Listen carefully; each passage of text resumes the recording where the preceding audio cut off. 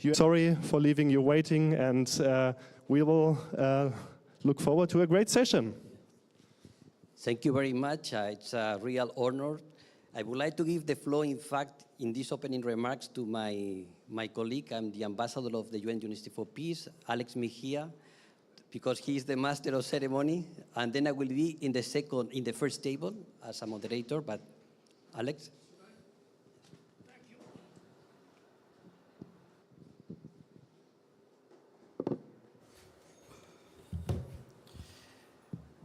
Good afternoon. Thank you everyone for being here. I wish I am an honorary ambassador for the University for Peace, where I do have very many friends, but I'm speaking in front of my boss, so I don't want him to fire me. I do represent UNITAR, the UN Agency for Training and Research, and it's my great honor to speak on behalf of my United Nations Assistant Secretary General, Mr. Nikhil Seth, sitting here in the Presidium. So we are going to begin the proceedings today. It will be my pleasure, as announced, to be the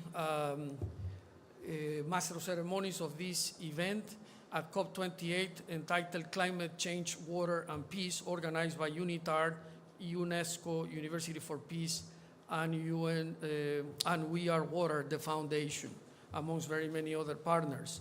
So without further ado, we are going to hear from words of the organizers, as we should. And first out of 5, I would like to offer the the microphone to the representative of the Muslim Council of Elders, His Excellency Adama Dieng. Mr. Dieng, welcome. Thank you very much, Ambassador. Brothers and sisters in humanity, my task is the easiest one this afternoon. I have simply to say thank you to all of you, and thank you to the organizers who join it, the Muslim Council of Elders. Thank you to those organizations also who supported this event, and here I'm referring particularly to the support we receive from ISESCO, WJC, Global Hope Network International, and the Reichman University. Talking about climate change, water and peace is definitely timely. It is timely because whatever we may say, if we don't address the issue of water today, we may see the worst happening tomorrow. Already, water is among those root causes of conflict. And this is one of the reasons when Senegal, is my home country, was elected at the Security Council. I had a discussion with the then ambassador, and I said, look, it will be very important that the issue of water, peace, and security be high in your agenda. And another friend of mine, Danilo Turk, the former president of Slovakia, he also was very much concerned. And together, we managed to bring this issue. And I'm grateful to the president of Senegal, Macky Sall, who really paid attention. And when we see today what is happening when it comes to water, when you see the issues pertaining to the difficulties, for instance, the elders are facing, and we have seen, and this morning our brother from Nigeria made reference to the conflict between herders and farmers. And all this, we see how climate change is affecting the Sahel region today. And without further ado, I would simply say thank you very much. Let's make sure that from this discussion, we take really the quintessence and make sure that we bring it also back home. I mean, we are not going to end with a trophy in this session, but what we wish to get is a renewed commitment from each of our organizations so that when we go back home, we make sure that at the local communities be also sensitized about this issue of access to water, and to see how we can advocate with our respective government institutions so that the issue of climate change be taken more seriously. We have seen, of course, at the opening of this COP28, finally, at least one very important decision was taken regarding losses and damages. But this is not enough. We need more. We need more because we owe it to the future generation, not for us, because for us it's almost irreversible. But if we don't act today, in 20 years' time, it will be definitely late. And the future generation have rights, and we have to make sure that those rights are respected. Once again, on behalf of the Muslim Council of Elders, I would like to say thank you to all of you. And I think this coming together show that solidarity is key. Solidarity meaning here that religious leaders, faith-based organizations from all confessions have joined hands together with respective organizations here to see what we can bring as a contribution to this very important debate regarding water, climate change, water and peace. I wish you every success.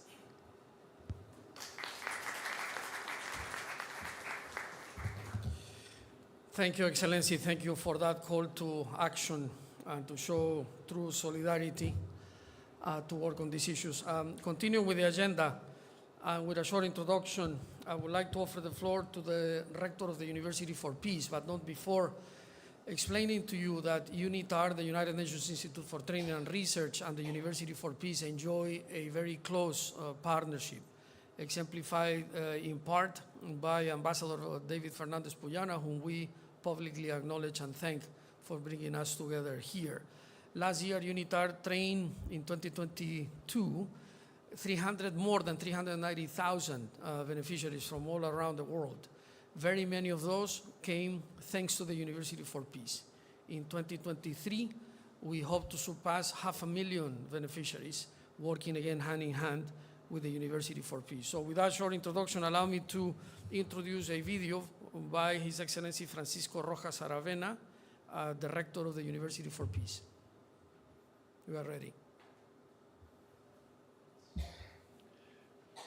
Distinguished colleagues and friends, today is an important day because some United Nations entities, government and civil society are claimed for the strong need to reinforce public and private policy on water cooperation for peace at the COP28 in Dubai.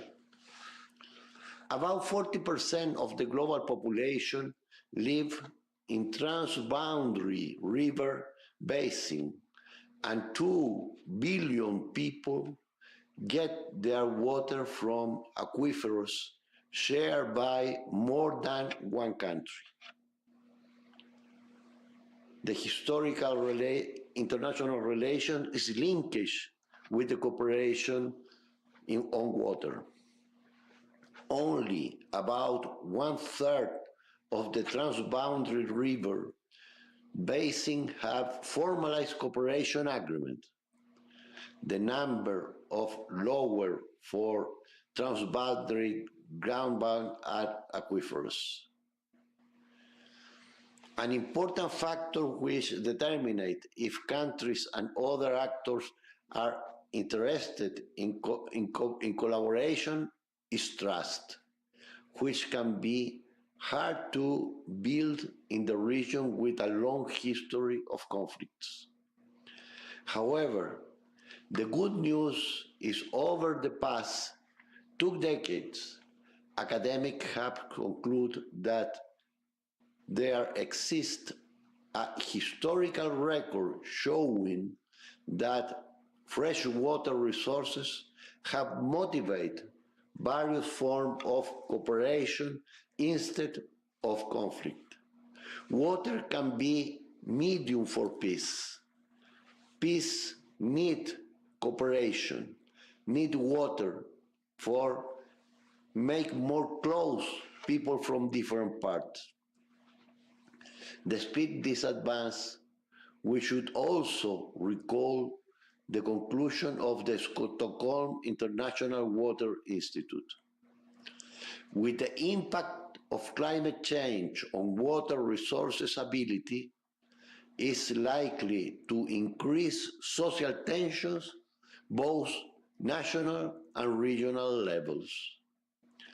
Consequently, public and private sector should join their efforts to address the increasing risk posed by the climate change, and they should also adopt water cooperation program as an important component of national regional climate change adaptation strategies and plans. In the global efforts, a multitude of stakeholders will continue their efforts in the preparation of good practice on water cooperation on peace at the United Nations. I take this opportunity to thank the cooperation for following institutions which will be made possibly this great panel of discussion at the COP. UNITAR, University for Peace, UNESCO Chair on Peace at the Abate Oliva University, CU and We Are Water Foundation. Also, my deepest gratitude to the World Jewish Congress, Reichman University, ITSESCO, and the Global Hope Network International. Have a very good discussion. Have new ideas for use water for peace. That is crucial for the stability and the global peace in the world. Thank you.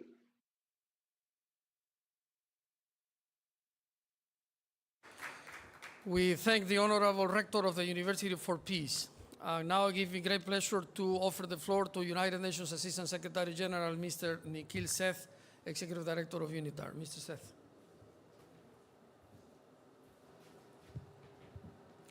Thank you, Alex, and thank you to our partners who are getting this afternoon going.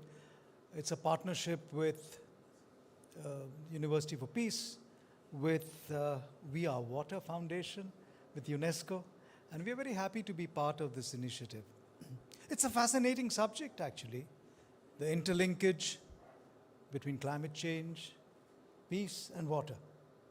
And many of the academic work, as the rector who spoke before me was mentioning, there is no clear case yet that any hot war that is going on in the world or which has happened in the last few decades has as its basis the absence of water cooperation.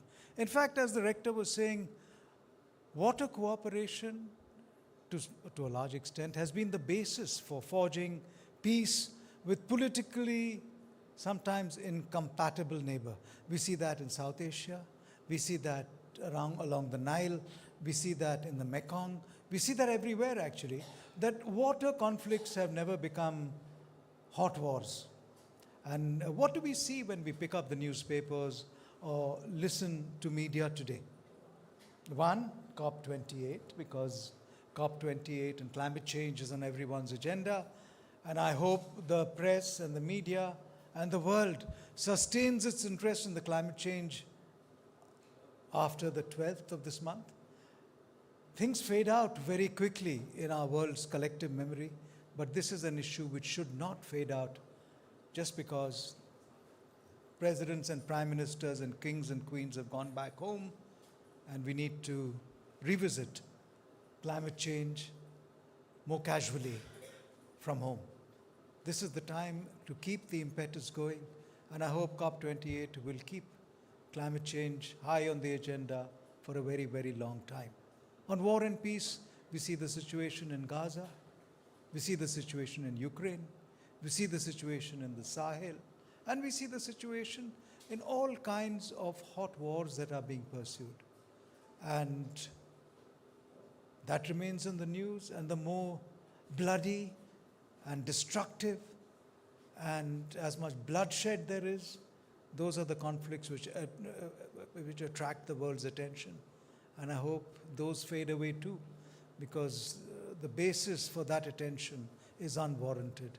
We have to work for peace, and the way in which we are working doesn't show that we are working for peace.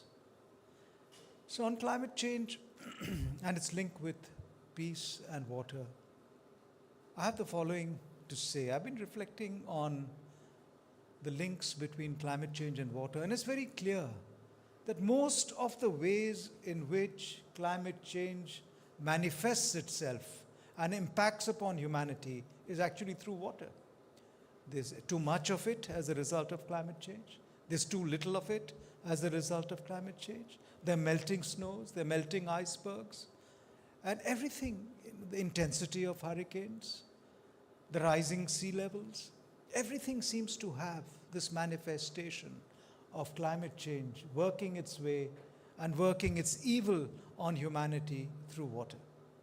But this is the most visible manifestation. There are ways in which climate change is working. It's sometimes called a slow-moving event, but it's no longer a slow-moving event. Its manifestations are just so sharp. We run this, as UNITAR, we believe learning is very important, and we run this program for school children in grade 11. And we connect students in Mozambique with students in St. Gallen in Switzerland. And their perspectives on climate change are so different. For the students in St. Gallen, it's all about tourism and melting snows, and the fact that Switzerland will not be attracting as many tourists as they did in the past. But for Mozambique, for the children there, it's all about their food, how much their father can put on the table, what is the monthly income and their spendable income, So the manifestations, and for children, the reflections of these are so very different. And these will, of course, wind their way into what we see as climate change and water-related conflict. While I agree with the rector of University of Peace in his assessment of what the academic community has said in the past, but for the future, I'm afraid I can't say with as much confidence that climate change and its impact on water will not have an impact on peace. In fact, I feel in my bones that increasing scientific evidence will point to how scarcity of water will lead to more and more and more conflicts. Conflicts between countries which share freshwater resources. Conflicts between countries which have no water, and people are moving out of certain regions because there's no water. And how all this is going to manifest on peace, if we were to do a prospective analysis on where the world will be 5 years from now. I said 5 years from now, our biggest problem will be water, and the way water manifests itself, and the scarcity of water, and the conflict it's leading to. So let's not rest with the information that there have been no hot wars in the past because of water, because if you do any prospective scientific thinking on where our world is going, then the next urgent crisis is going to be around fresh water, particularly. And so on water and its manifestation with peace, we will see more things to come in the future. Let's not forget that. Preventive diplomacy, and that's the buzzword today. That's what the new agenda for peace the Secretary General talks about. That's what we're looking for when we are going to create the Summit of the Future next year. What does preventive diplomacy mean in the context of water, climate change, and peace? It means that we take action now, and where we can see these inevitable conflicts which are going to come about because of water, we need to take action there now if we want to make sure that these don't become the centers, the epicenters of conflicts based on fresh water. So there are lots to think about on these issues, and there's a lot to think about where we will be in the future on water scarcity and war, and the sort of how climate change is actually turbocharging everything relating to water and the lack of peace. So as we reflect on this, I thank all the co-sponsors. I thank all these wonderful panelists who are going to be reflecting on several dimensions. I've given you a broad brush view on where learning is currently, where academics is currently thinking. We are convinced in UNITAR, and that's what our institution is all about. The 500,000 people Alex talked about who we reach every year. We hope what we do with people has learning outcomes. We hope that the way in which we communicate our messages, especially to the modern world, where young people want all their wisdom in 150 characters, that ushers change. And unless people are convinced, there will be no change. And change will come only through learning. And learning can only come from our dedicated pursuit of teaching and capacity building in these areas. So that's our mission, and that's where I hope to go in the future with UNITAR. And I hope all of you join in this tsunami of learning, because that's the only way we'll get change in our world. This change in COP28 is not enough. The scaling up in COP28 is not enough. The scaling up of everything we see around us is not enough. We are the converted. We make the speeches. But where are the people following us in all this? That's what we need to see, and that's what we need to do. So thank you, and have a great afternoon.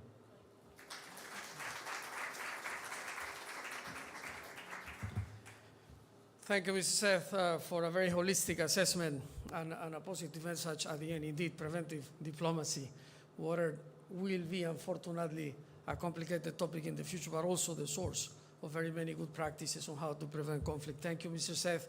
We will continue now with the next speaker this afternoon, and it's my pleasure to offer the floor to Ms. Carmen Parra Rodriguez, UNESCO Chair on Peace, Solidarity, Intercultural Dialogue of the Abad Oliva University, CEU. Welcome.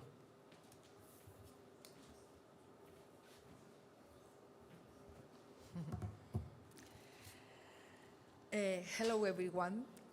And as Director of UNESCO Chair, Peace, Solidarity and Intercultural Dialogue, it is an honor to address you at this important moment, recognizing the urgency and importance of addressing the critical issue of water management at the international level. Water, the primary source of life, is an essential resource that must be recognized and guaranteed as fundamental human rights. In a world where water scarcity and inequity in access persists, it is imperative to understand and advocate for the importance of ensuring that every individual has access to safe water and sanitation. Access to clean water is not only essential for survival, but is also intrinsically linked to the realization of other human rights, such as health, food, and dignity. However, despite its vital importance, millions of people around the world face difficulties in accessing clean and safe diseases and the exacerbation of inequalities. The Universal Declaration on Human Rights established that everyone has the right to water, thus recognizing the need to ensure that this vital resource is available to all. In this stage, in an interconnected world where water challenges know no border, it is imperative that we join forces and build bridges of collaboration. Effective water management is essential for human well-being, economic prosperity, and environmental preservation. In this context, the chair that I represent proposed the creation of an international cooperation platform dedicated to the sustainable management of water resources. This initiative will not only strengthen the ties between our partners, but will also contribute significantly to building a more peaceful and sustainable world. To reach the objectives of the proposal from the chairs, we consider establish a mechanism to share best practices and technologies in water management, recognizing the diversity of approach and solution adapted to a specific context. Other ideas are develop communication and coordination protocols to prevent and address crises related to water, ensuring rapid and effective responses in situations of shortage or natural disaster. Also facilitate joint investment in cross-border water infrastructure projects, promoting sustainable development and guaranteed equitable access to water for all communities. Finally, establish a continuous dialogue on the importance of water as an instrument of peace and cooperation, seeking opportunities to strengthen water diplomacy in international forums. This call to action not only represents an opportunity to address critical challenges, but also to strengthen trust and mutual understanding between our nations. By committing to work together on water management, we not only ensure a more sustainable future for our population, but also lay the foundation for broader cooperation in other areas.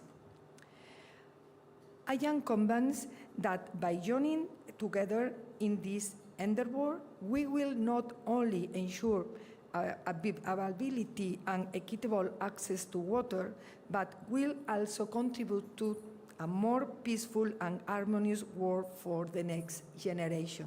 Thank you very much.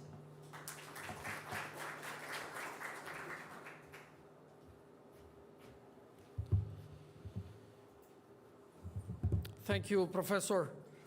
We very much appreciate your remarks, and particularly what you represent, the role of academia, duly recognized by UNESCO, is so critical in this endeavor. We will continue with this inaugural session, and I would like to offer the floor to Mr. Carlos Garriga, the Director of UN Water Foundation, without whom this conference wouldn't be possible. Dear Carlos.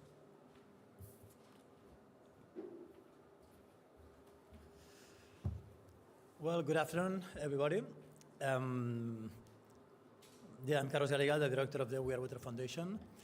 I'll be very brief because I'm going to take part in the next panel, but I just wanted to take advantage of this moment to express, on behalf of the We Are Water Foundation, how proud, how deeply proud and honored we are to have been able to, together with, not the video is coming later on. I'm sorry. I was saying, yeah, together with UNITAR, UNESCO, and University for Peace, I've been able to organize a meeting, a panel like this one, to talk about water, peace, and climate change, especially in these times of history where things seem and are so complex and so complicated. Finding small places with some people, with some rooms, with all the energy to talk and to discuss from different confessions, from different beliefs, from different origins, and trying to find things to fix one of the issues that is hitting the world nowadays, which is the lack of access to water and sanitation and all the consequences that are coming behind this lack of access. Nothing more. Just wanted to share with you one video of the We Are Water Foundation that will let you know who we are, what we do, and why we do the things that we do. Thanks a lot.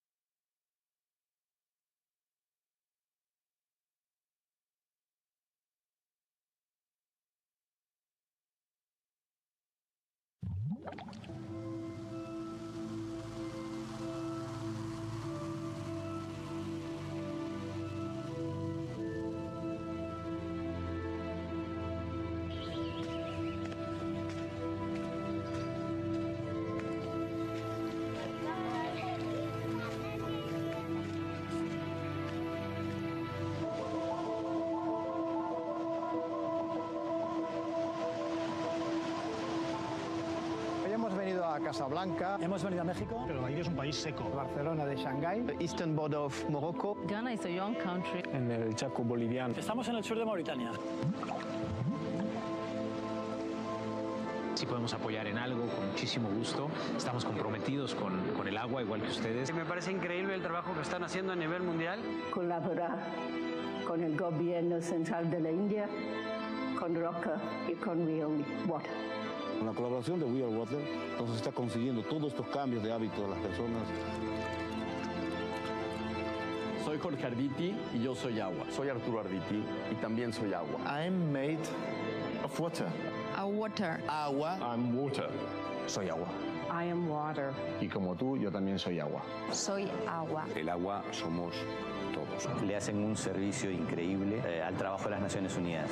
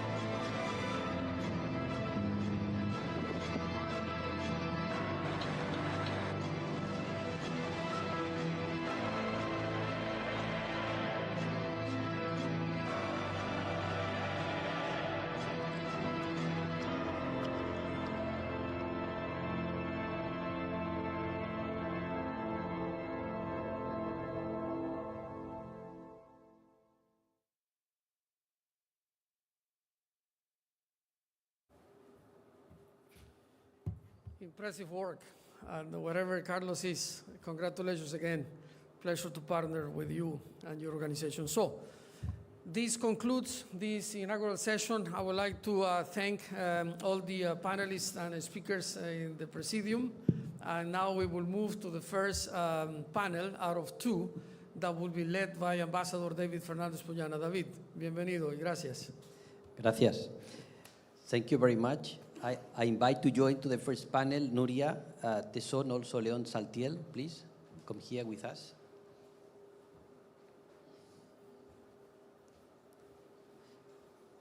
Thank you, all of you, for participating today in this first panel discussion. I would like to give you a perspective. We started this process on water, peace, and cooperation in the last COP27 in Sharm el-Sheikh.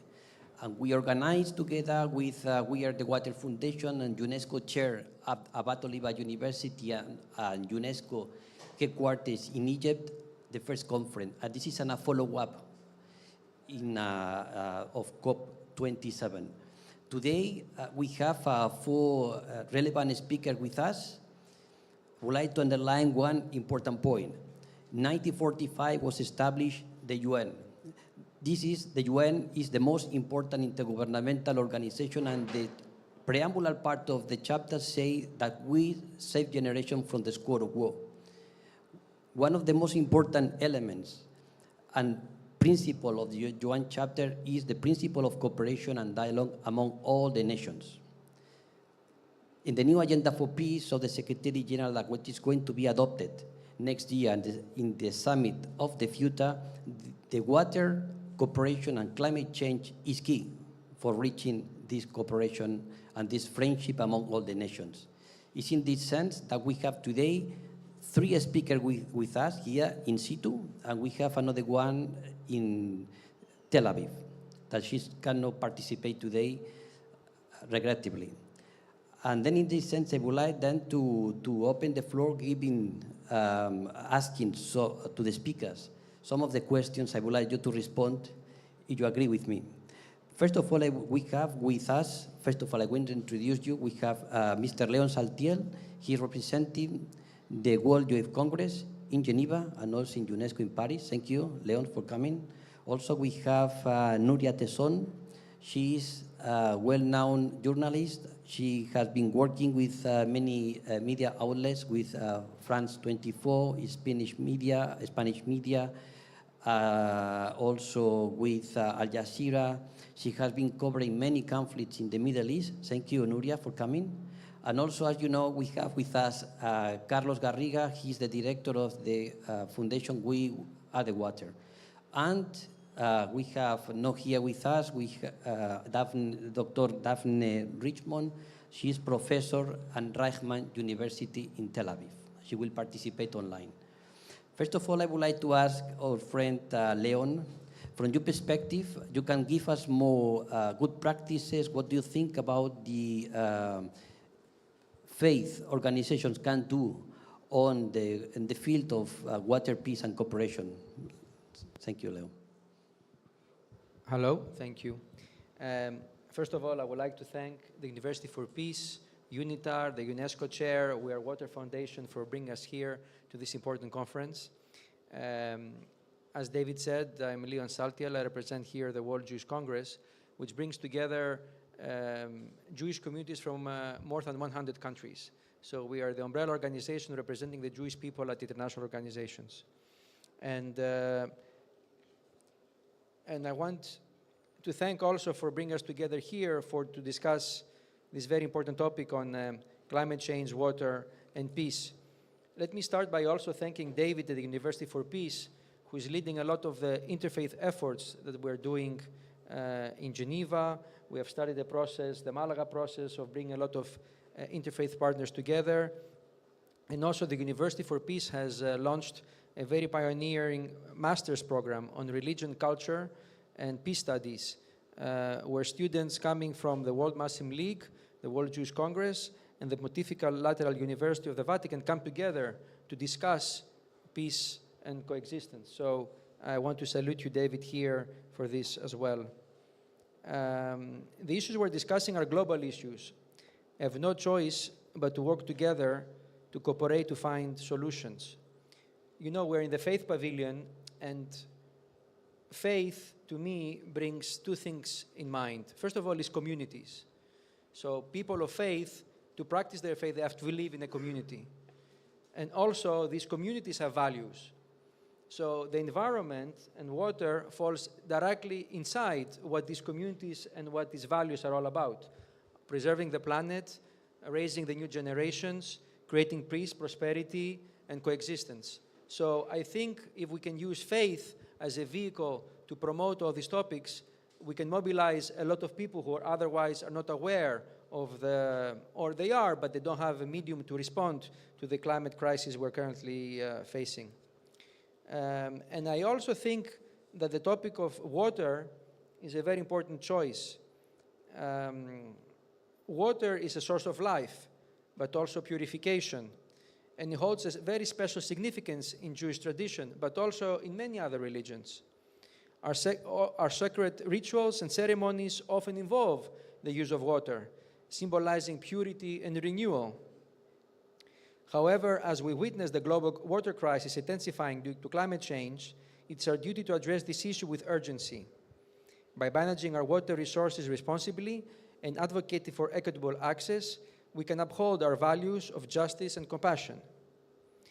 Moreover, as we also heard, interconnectedness of climate change and water scarcity links with conflicts around the world, and we cannot ignore that.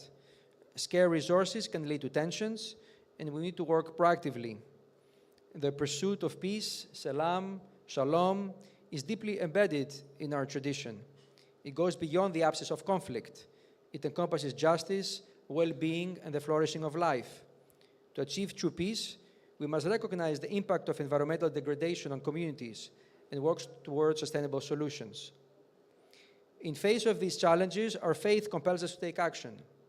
Let us engage in environmental stewardship, adopting practices that reduce our carbon footprint and promote ecological sustainability. By ensuring water usage and advocating for policies that address climate change, we honor our commitment to preserve the earth for future generations. And let me, David, you asked about practical issues, and let me reflect on what we can do. First of all, we at the World Jewish Congress, we have taken measures to adopt sustainability standards in our everyday efforts and try to reduce our footprint.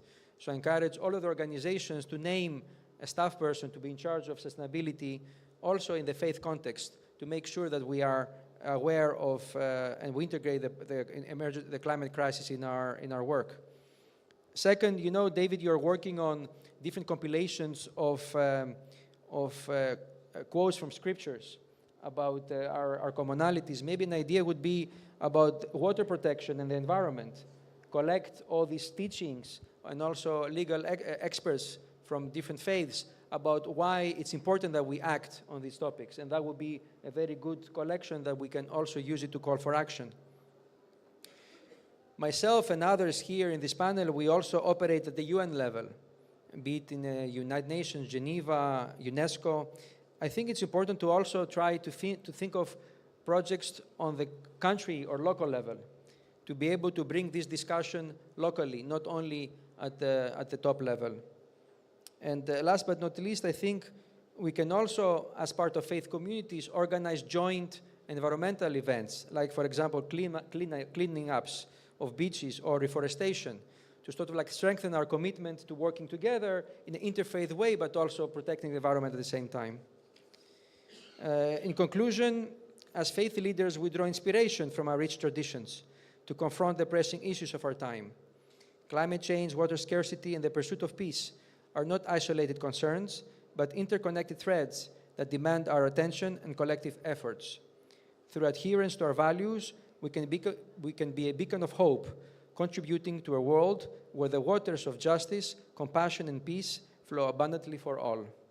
Thank you, and may the blessings of Salam, Shalom, peace be with all of us. Thank you. Thank you, Leon. Thank you for your remarks.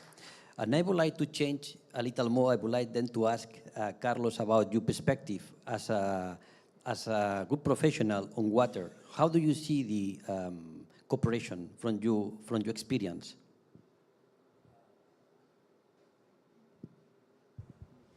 Yeah. Do you hear me? Okay.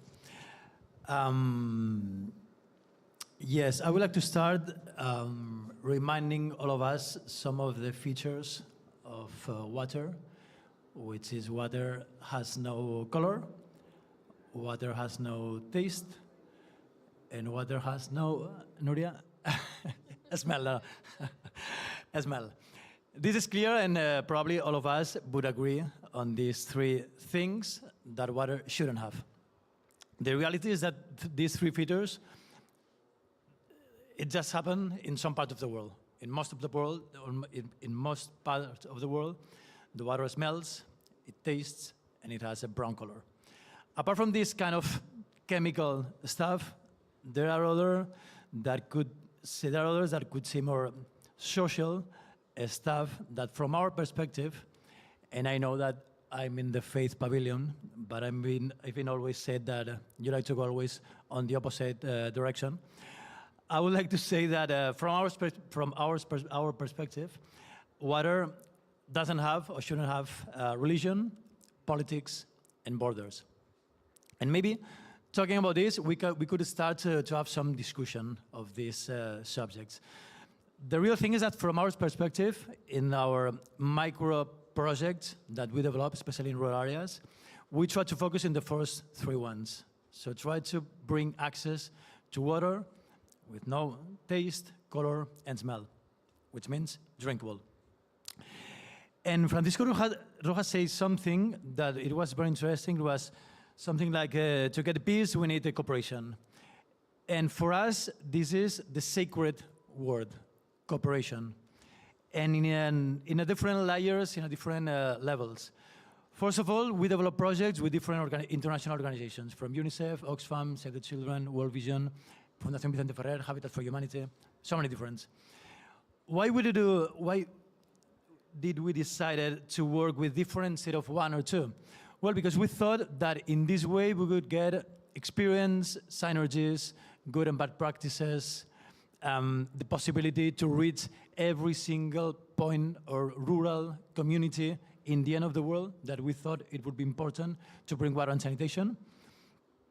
That was the first layer. Second one is once you have decided the remote area you would like to bring the access to water and sanitation, you need local entities. You need the cooperation, again, with local entities. Those people that are coming from the community, that they are touching the ground every single day, they know something that Leon mentioned, values. They know the values of the communities. They know the history. They know the stories of the community. They know the culture. They know the religion as well. So they got the trust of the community, and the community trust the local entities as well. You know, the cooperation of the elders, of the leaders of the community, the voice of the community, what they think, what they say, what they do is what the community does, what the community follows. Then you need the cooperation as well of the whole community.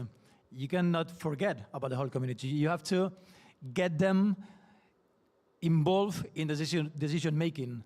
They need to be taking into account of what kind of solution you are promoting to them. They need to feel as a real that the solution that you are trying to provide counts on them. Without this cooperation, forget about developing any kind of project. You need the cooperation of women, of course. The ones who are suffering the most, the lack of water, they are the ones who have had to walk kilometers, and hours to fetch water. They are forced to drop out school when they don't have any secure, hygienic, and private place. When they got the first menstruation, they drop out of school. So they are the ones who suffer the most. At the same time, they will be the ones, leaders of the water communities, for instance, to decide how many hours the facility will be open, what will be the price that the community have to pay, in which way the maintenance will be keeping on.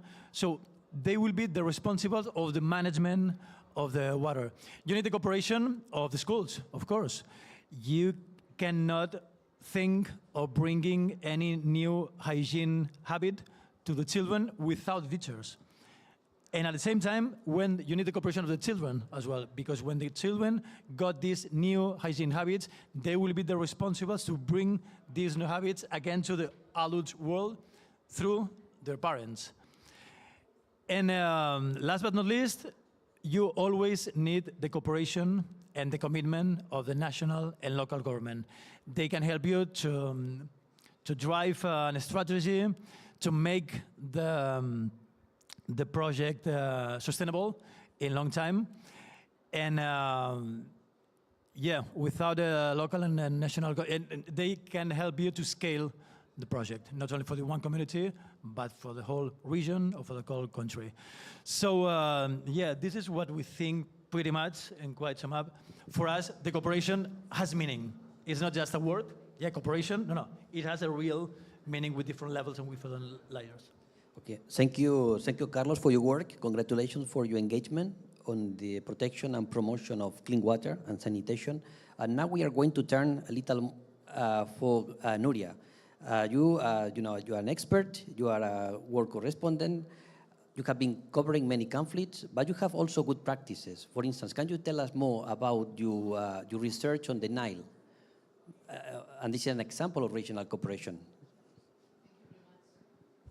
Thank you very much, David, and thanks to the organizers of this panel. I feel really honored to be sitting next to people to talk about water and peace, because I've spent the past 14 years of my life talking about conflicts, and I have witnessed myself what conflict does to people, to countries, to cooperation.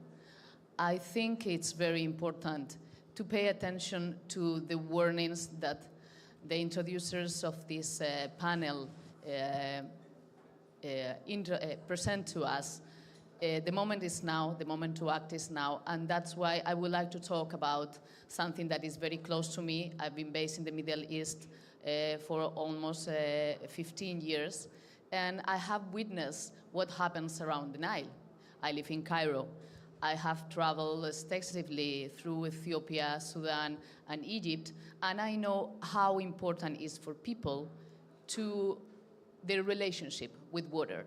I would like to have some photos displayed on the screen that I passed to the organizers. So you can see how long is the Nile. The Nile is 6,600 kilometers.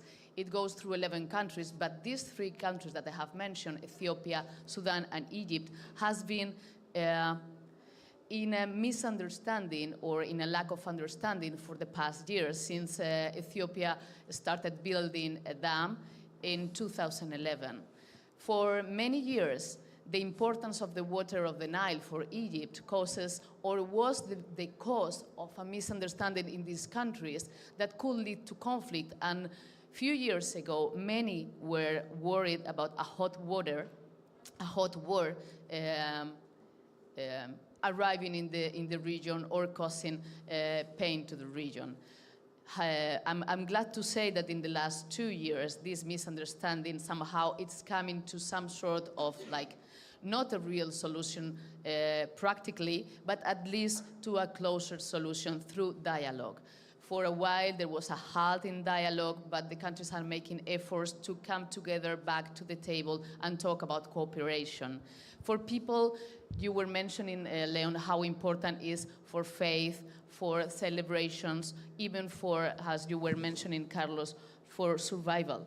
The water is key in their lives, and Egyptians, Ethiopians, and Sudanese people are looking to water for their daily lives. And we are witnessing how climate crisis is increasing drought, is increasing floodings, like we saw in Sudan 2 years ago when they witnessed the most heavy floodings in 100 years, causing people displacement, causing people to lose their production, and in agriculture, to lose their houses, to lose their way of living. And sometimes they were losing also their lives. The importance of the cooperation of 3 countries around the Nile is key for the survival of those people, is key also for the development. Ethiopia will have the chance to provide with more electricity to the population that has a lack of electricity, will become economically more sustainable, could work away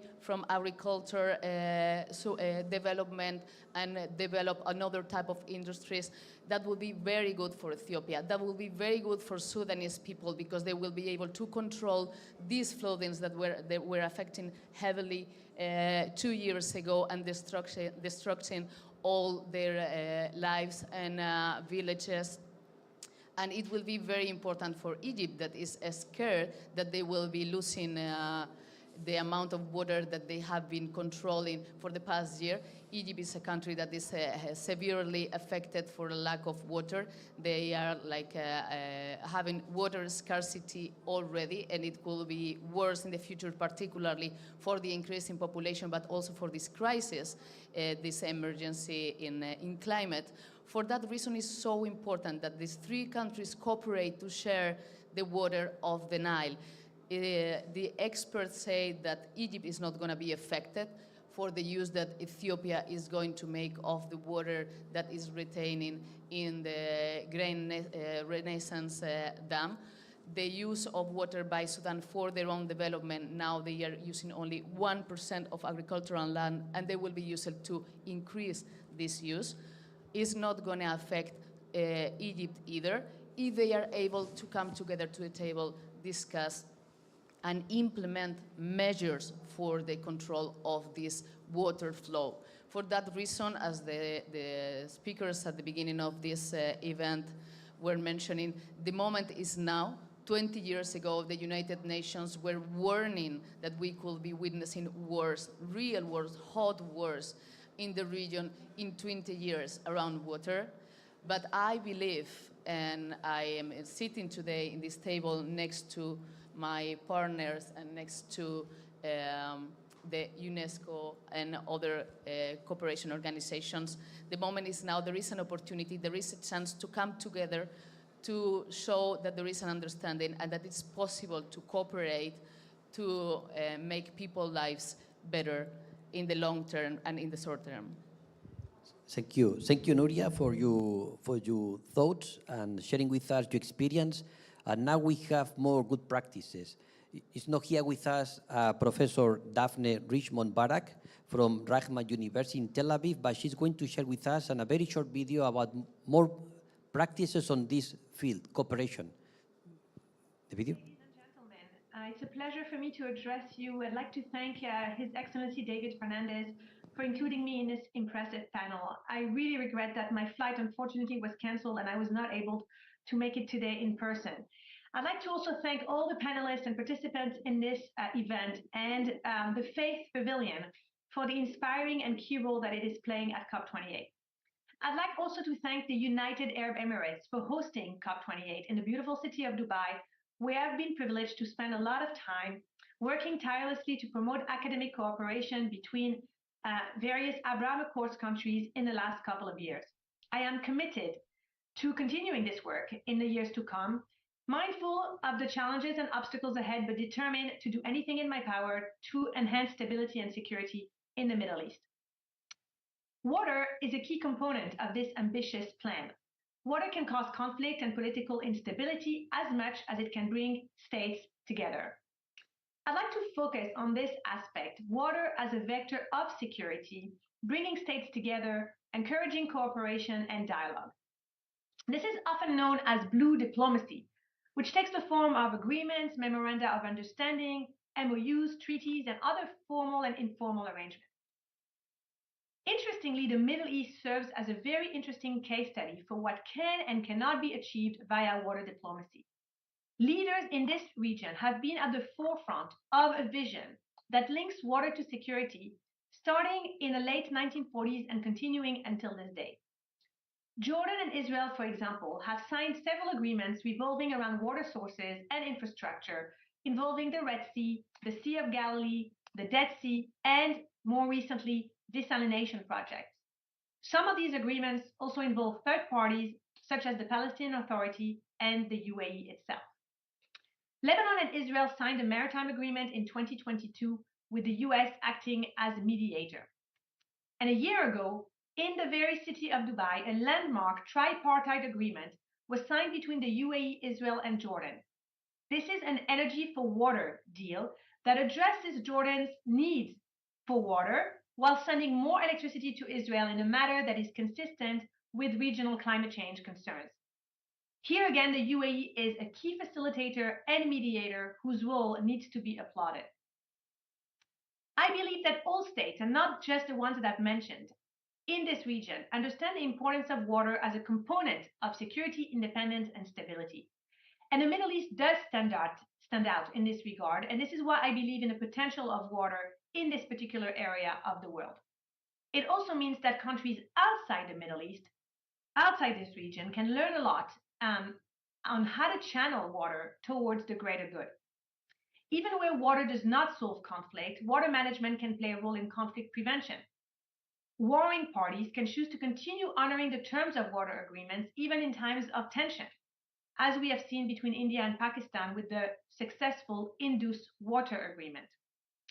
On the other hand, we can see that a series of MOUs signed between Turkey and Iraq on one hand and Turkey and Syria on the other in 2009, we see that this experience shows us the importance of first and foremost identifying mutual interest between the participating states, not just security interests, but also economic interest when seeking to advance blue diplomacy. And here I'd like to mention something about Egypt, because Egypt has really engaged in sustained diplomatic efforts to reduce tensions with neighboring states using water and the Nile.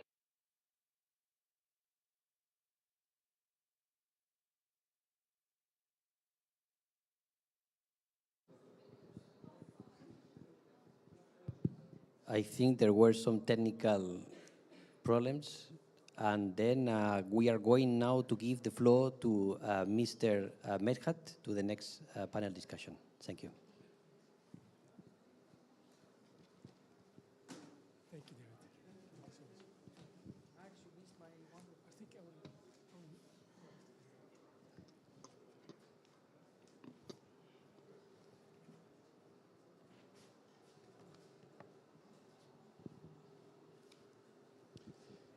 Yeah, may I invite the panelists for the second event, please?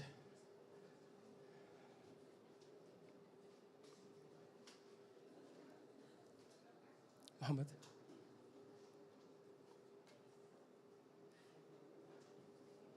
Please.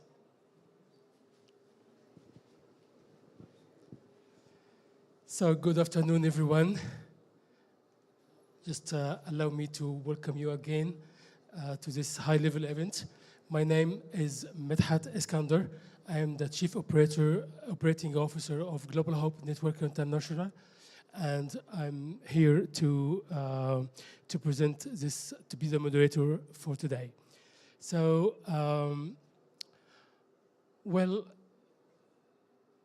today we are joined by a panel of experts, and it's my first time to meet with them, but I was so impressed by their experience.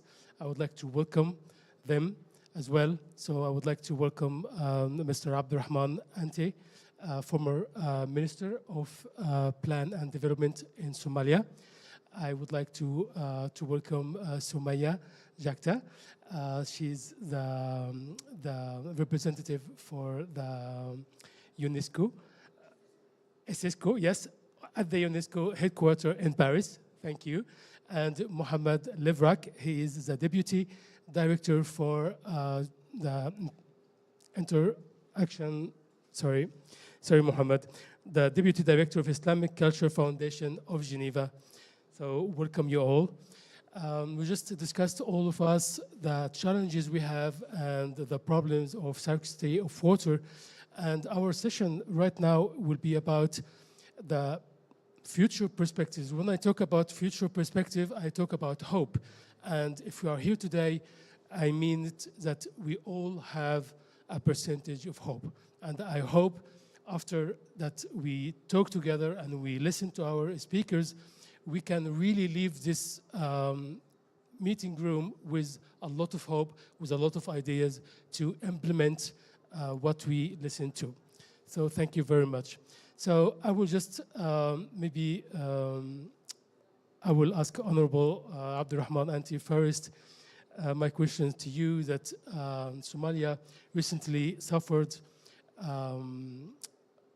dramatic floods and which came after really a drought which didn't happen since decades. So I would like to know what is your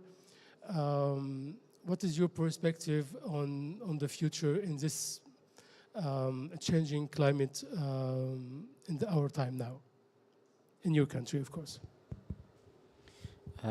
Thank you, Medhat, and good afternoon, ladies and gentlemen. It's my distinct honor to join this very distinguished panel and to discuss a subject that is very close to my heart, which is Somalia. Drawing on your question, Medhat, I would say that Somalia is a country that is now emerging from 3 decades of very profound challenges, including chronic conflicts, instability, as well as abject poverty. And all of these problems are, in fact, driven in part by environmental degradation, as well as the adverse effects of climate change. Increasingly, conflicts are erupting because decades of rain failures have had a devastating impact on farmers and pastoralist communities. A significant proportion of the Somali people are in rural areas, and they are very mobile communities. They are often chasing green pastures for their families as well as for their animals, wherever they might find. This leads to a lot of internecine and localized conflicts around pastoral land, as well as very scarce water resources. And over the past 2 decades, the adverse effects of climate change is also triggering large-scale displacement in Somalia, leading to more conflicts over territory and land spaces. And in light of that, my primary focus as a Minister of Planning and Economic Development was to identify innovative and even unorthodox approaches and methods to tackle these profound challenges. For that reason, we anchored the first national development plan, the first one in 30 years, back in 2016, on the nexus between conflicts, poverty, displacement, food insecurity, as well as unequal development. And in that endeavor, we attempted to put forward a cogent blueprint on how to tackle these challenges in a systemic manner and within our limited resources, both financial and human capacity. Nearly 8 years later, I'm happy to say and report that there had been a tangible progress on all fronts. Overall security of the country is definitely improving, abject poverty is reducing, and the economy is developing. But make no mistake, we're actually nowhere near where we need to be. The vast majority of the Somali people are still suffering from deep poverty, as well as insecurity remains a primary concern for most citizens. And at the center of this double whammy is definitely the climate crisis, whether it's flooding or other challenges.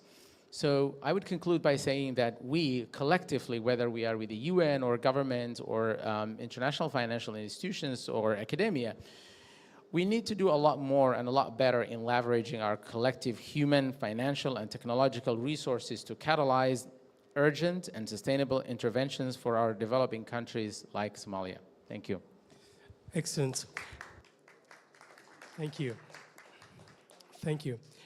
I will just speak now to Sumaya Jakta, and I will just ask you a little questions about how does the Islamic World Education, Scientific and Culture Organization, ISISCO, helps its member states and contribute to promoting water sustainability in regions facing water-related issues? And what prospects has the organization identified in addressing these issues? Thank you so much. Thank you. Shukran. The future prospects for cooperation around water and peace are complex and vital to ensuring the sustainability of the world's water resources and promoting stability. As we have seen throughout all the presentations and discussions, the sustainable management of water resource and the preservation of world peace are complex and interconnected challenges. Data on the growing demand for water are quite alarming. 2.2 billion people on the planet do not have access to drinking water in their homes. Access to drinking water has an impact on education. Without drinking water, children are often forced to miss school. 584 million children do not have access to basic drinking water services at their school, which in many cases leads to dropping out of school. ISESCO has developed a country assistance program to equip 1,000 rural schools with sanitation and drinking water services. An increase in student attendance has been noted, particularly among girls. ISESCO has also developed a series of projects that consider elements that have become fundamental, such as innovative water management projects that include integrating young people by creating new jobs, reducing the brain drain, sharing knowledge, and opening up new avenues for scientific collaboration that transcend conflicts and borders. Awareness raising and education initiatives through the development of guidelines for responsible, sustainable water management, involving communities in building their resilience to climate change. All these elements underpin an approach that tends to strengthening international water management institutions, regional cooperation projects in the water sector, recommendations for enhanced cooperation, promotion of hydro-diplomacy, or as you said, Madam, blue diplomacy, investment in research and technological development for efficient water management, encouraging community participation. Now, coming to the trends and prospects to consider, there are 7: growing awareness in the critical importance of water management to world peace is likely to continue to grow. Water-related challenges such as scarcity and associated conflicts are increasingly recognized as global issues requiring collective action. Integration into national and international policies, hydro-diplomacy, as I said, technology and innovation, collaboration between public, private, and civil society sectors, adapting to climate change, and the final one is, I think, the most important one, and We Are Water and UNITAR talked a lot about this. It's about education, education, education. Public awareness of water management and its link to peace remains essential. Educational programs to promote responsible water use can help change individual and collective behavior. So with decreasing availability and increasing demand for water, some have predicted that clean water will become the next oil. Future perspectives on cooperation around water and peace will depend on global commitment to collaborative and sustainable solutions, the recognition of water as a global common good, and the implementation of concerted actions will be crucial to building a future where water is a source of unity rather than division. Thank you. Thank you, Madam Sumaya. Thank you for your insights. That's really very helpful. I will turn to Mr. Mohammed Livrak, and I will just ask you, in your opinion, how can we find solution to all these conflicts and how this could be ended well? So please, the floor is yours. I'm going to translate to Mr. Mohammed. I think it's from Arabic or French to English, so please bear with us. Yeah, for Arabic, please. No, I will just make it by sentence, yes. Okay. شكرا سيد الرئيس. شكرا ليوبيس ليونيتار. Thank you to UPEACE and UNITAR. We Are Water. We Are Water. شكرا لمجلس الحكماء المسلمين على هذه الفرصة.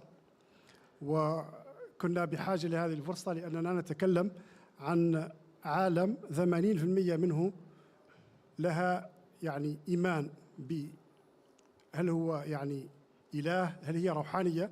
80% في العالم. 8%. Okay, so we want to talk about 8% of the population of the world that they have faith in a God. وكان من المهم جدا دمج يعني ورشة كهذه في COP 28. And it is very, very important to talk in this faith pavilion about this. لقد تحدث يعني في الورشة التي قبل تحدث بعض المتدخلين عن النزاعات، لن يعني أرجع لبعضها. Some of the speakers, like they talked about the conflicts in different parts of the world. ولكن من الملاحظ بأن هذه الصراعات في ازدياد. And we have noticed that these conflicts are increasing. وربما يرجع ذلك جزئيا إلى أن هذه المواقف موثقة بشكل أفضل ويتم تفسير البيانات بشكل أسهل. يعني موثقة، نزاعات موثقة يعني لها. And these conflicts are really recorded and we know the reasons and the outcomes of it. لكن الأرقام تعكس مشكلة حقيقية. And the results are really reflects great problems there. وهي منع النمو السكاني والتنمية الاقتصادية وعواقب تغير المناخ. That the climate change is really affecting world populations in many different parts of the world. أصبحت المياه شحيحة وهذا يؤدي إلى صراعات عديدة. And the water scarcity is really causing conflicts in the other regions. في الوقت الذي نتكلم فيه هناك صراعات داخلية في بعض الدول، وأذكر منها لأنها تشتعل الآن أوغندا التي فيها حرب أهلية بسبب تقاسم الماء. While we are talking right now, there is conflicts in countries. I would mention Uganda, and it is really the conflict is uprising there. وعلى الصعيد الدولي تشمل هذه الصراعات بلدان متعددة، سوريا والعراق. And we can also mention Syria and Iraq. مصر وإثيوبيا. Egypt and Ethiopia. أوكرانيا وروسيا. Ukraine and Russia. في السنوات الأخيرة تزايدت الهجمات على البنية التحتية للمياه. And the pressure on the foundations of water is just increased. استولى تنظيم الدولة الإسلامية على السدود في يعني على دجلة والفرات، واستعملها كوسيلة ضغط للسكان المجاورين لهذه السدود. So in different countries that the high dams that are used to put pressures on populations and used politically like for to put pressure in neighboring countries. ومن الملاحظ أنه غالبا ما تعبر موارد المياه في العالم وخاصة الأنهار الحدود تعبر الحدود المياه تعبر عدة حدود. And in some parts of the world, the water, like the cross borders. تشترك مثلا 10 دول إفريقية في مياه النيل. There is 10 African countries, they share the Nile water. ويقل نشوب الصراعات عندما تكون هناك اتفاقات بشأن تقاسم الموارد المائية. And the water resources is really needed to be divided fairly to avoid conflicts. وحيث يتم توزيعها بشكل عادل بين الدول. ونحتاج يعني هنا يعني تحتاج بلدان المنبع تبادل المعلومات ما بين دول المنبع ودول الوصول لهذه الأنهار. تبادل المعلومات والاتفاقيات. So countries where they have the source of water, they need to share the information with their neighboring countries. Yes. وللأسف الشديد للعدد الكثير من هذه الأنهار لا توجد هناك اتفاقيات يعني تسير هذا الأمر. And this comes to the importance of doing like good agreements and good agreements between countries. أبرمت مصر والسودان اتفاقية في 1959 ولكن هذه الاتفاقية ليست معترف بها بالدول اللي هي منبع للنيل. For example, 1959, Egypt and Sudan, they had an agreement, and this agreement was not recognized by the neighboring countries. وذكرت وأظن متداخلة التي قبل بما يخص إثيوبيا أيضا بنت هذا السد الكبير الذي هو يؤثر على تدفق النهر نحو مصر. And as just mentioned before in the previous event, that the high dam in Ethiopia is going to affect Egypt, we want it or not. وأصبح هذا نقطة خلاف يعني مهمة جدا في المنطقة. And it is becoming more and more conflict in the region. سيتحسن الوضع إذا اتفق الطرفان على توزيع موارد النيل المحدودة. And for example, if both countries they agreed on how to divide the water resources, I think it can be successful. لا يمكن حل هذه النزاعات إلا بالتعاون الدولي. So cooperation is so important to solve this problem. Voilà, et pour revenir à ta question maintenant, donc par rapport à la question que faire, c'est primordial le rôle d'un pavillon comme celui-ci. Just to come back to the original questions and about donc, how we end it right. À mon sens, la première des solutions, c'est de s'asseoir ensemble pour mettre en exécution les recommandations de la COP28. To sit down together and to come to a consensus and to an agreement. Et je pense que c'est important, vu ce que je viens de dire aussi, d'impliquer plusieurs acteurs, en l'occurrence les acteurs, les leaders religieux ou les institutions religieuses. Yeah, the religious leaders, they have an important role to play out there. Nous avons travaillé sur beaucoup de chantiers, nous réalisons des choses concrètes. Je peux citer l'exemple de Muslim World League et de World Jewish Congress, notre ami Léon ici présent, mais les exemples aussi sont nombreux dans ce sens-là. Yeah, just many other examples like Mr. Leon just mentioned before, and others, of course, we just talked about. وهناك أيضا هيئات ومؤسسات لها دور كبير ولها شبكة دولية كبيرة. نذكر على سبيل المثال منتدى أبو ظبي للسلام الذي له امتداد في إفريقيا عبر مؤتمر إفريقي للسلام. And there's international organizations who are really like concerned about this and the wish to arrive to agreements, like for example the International Conference of Peace. Avec une ramification en Afrique via la conférence africaine and pour how la it paix. affects in Africa. Et au sein de la Ligue islamique mondiale, Rabat Alam Islami, nous avons aussi donc beaucoup d'activités et d'antennes qui peuvent servir de relais par rapport à cette coopération. Yeah, and the Islamic world culture also they have lots of activities in this matter. Voilà, je pense qu'il faut impliquer toutes ces entités avec les institutions onusiennes, avec les institutions de Bretton Woods pour essayer ensemble de mettre en pratique les recommandations de cette COP28-là. So we need to put all these elements together, and we need all these efforts to come together and to find solutions, concrete solutions to our problems. Je vous remercie et désolé de switcher entre l'arabe et le français, donc je ne sais pas à quel moment je I'm sorry to switch between Arabic and French. Unfortunately, I can understand some of them. Thank you so much. Thank you so much. Now as time is really running, and I will switch to Dr. Henry Deneen, who is the Executive Director of Global Hope Network International. He's my CEO, by the way. He just was not able to attend with us today, but he recorded a short video highlighting like 3 ways in which our organization contributes alongside sustainable communities and development issues. So it's ready. We are recording, so whenever you're ready, we can just trim off the front. It's good to be with you all. My name is Henry Deneen. I serve as the CEO of Global Hope Network International.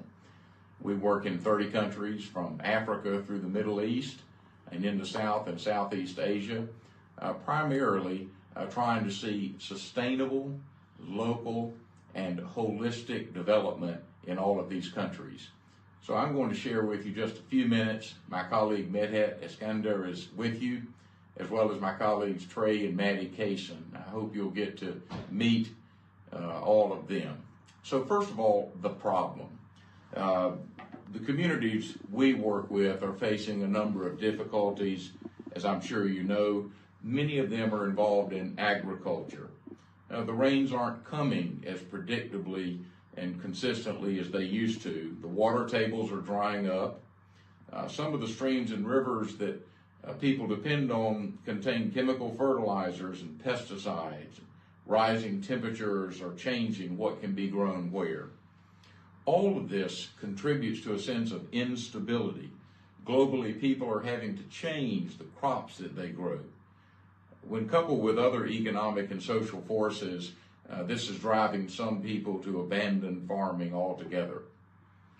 Also, these changes are precipitating migration from rural areas to urban areas. The world is swiftly urbanizing. We've recently crossed 50% of the world's population living in urban areas, and that number is expected to pass 66% by the year 2050. 90% of that growth will happen in developing nations where we work. The climate is changing, human geography is changing, economics are changing. So what can we do to promote peace and human thriving? I'd like to suggest 3 things. First, to work with rural communities where they are to promote stability and sustainability. If we can do this, we not only help lessen the pressure that they are feeling, but we also help transform agriculture and preserve local culture. So, for example, roughly 70% of freshwater usage comes from the agriculture sector, and the amount used is expected to increase greatly in the years to come to feed a growing population. We have to figure out how to improve how we farm. When Global Hope works in communities, we promote natural farming, water retention projects, and water conservation through drip irrigation. But perhaps most importantly, we help locals think not only about their challenges, but the resources they have as well. We encourage place-based thinking and collaboration.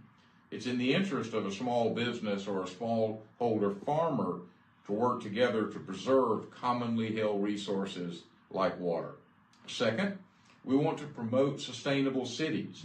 We're doing this through a partnership with the European Union called RES for City. That stands for Renewable Energy Sources for Cities. The goal of RES for City is to upskill students and members of the workforce to prepare for the green transition in support of a low-carbon economy. So we're dealing with several challenges in this. Number 1, rapid migration from rural to urban areas, as I mentioned. Number 2, climate change. And number 3, employment. So RES for City hopes to address these challenges by upskilling students and workers to support a transition to a low-carbon economy. They're presently developing accredited micro-credentials on everything from sustainable city design to business strategies to sustainable energy solutions. So Res for City is an important consortium that we participate in. And finally, we want to help promote good governance. Though our central focus at Global Hope is working directly with communities, we recognize that none of these exist in a vacuum. We hold a flagship event in Geneva, Switzerland every year called the Geneva Institute for Leadership and Public Policy, where we bring in policy leaders from around the world to share ideas, learn from subject matter experts, and generally see one another as collaborators rather than competitors. We hope you will join us next year, June 4 through 6 in Geneva. So these are a few things I think can be done to help address these challenges. Support resilient rural communities, build sustainable cities, and promote servant leadership. Thanks so much. I wish you the best. Thank you, Dr. Danin, and this is really very helpful. And if you just want to learn more about Res for City and Geneva Institute for Leadership and Public Policy, just please meet with Trey and Maddie Kessin. They are in the back. They are my colleagues. And there is a flyers as well on your seats, so feel free to use them. And yeah, at the end of this session, I would like to thank you very much for your participation. And yeah, we hope to meet you in the future. Thank you. Now I will pass the floor to Mr. Mohammed, Dr. Mohammed. Thank you.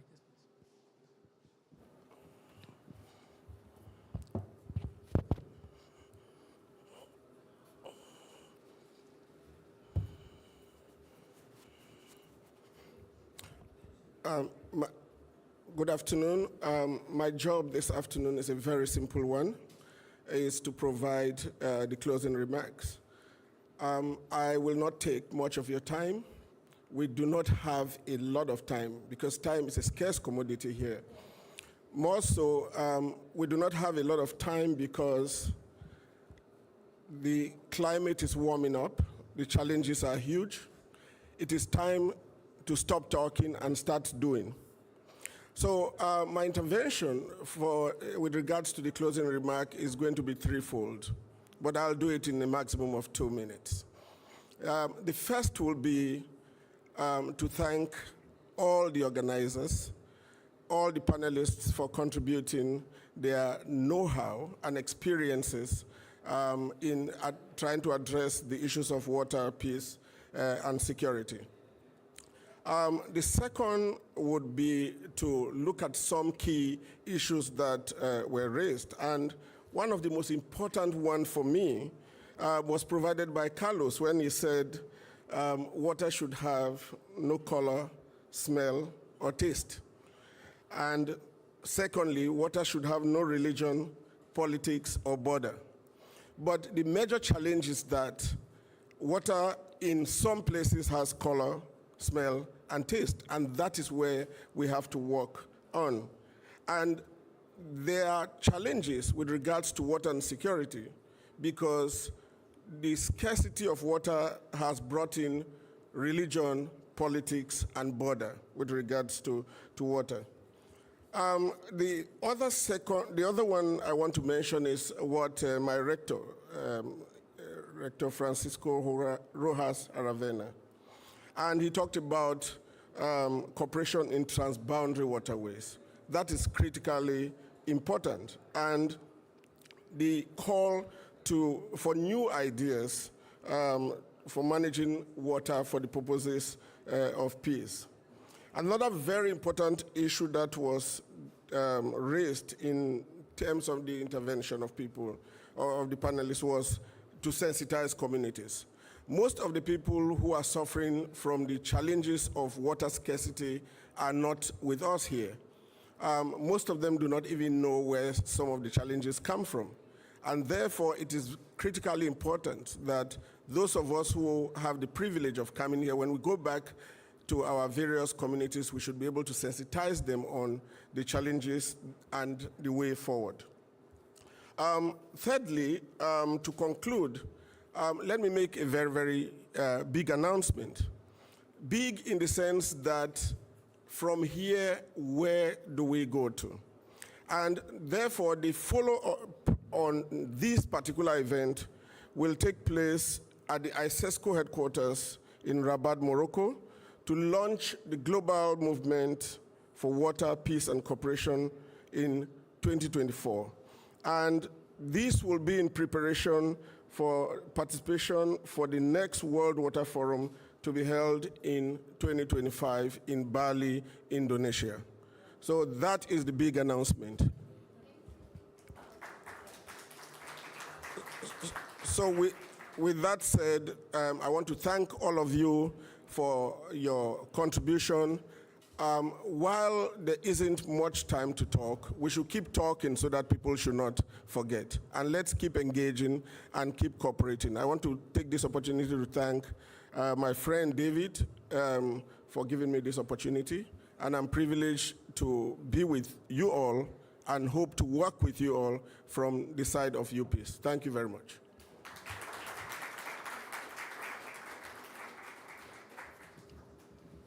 Thank you so much for this very inspiring session.